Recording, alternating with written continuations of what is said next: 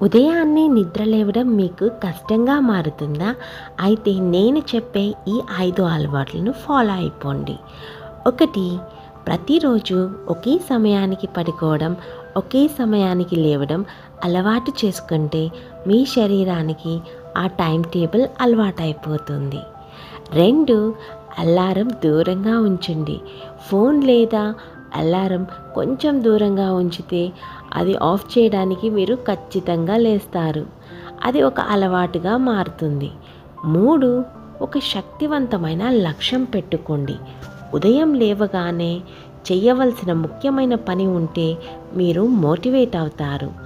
రాత్రి సమయంలో మొబైల్ని చూడడం తగ్గించేసేయండి.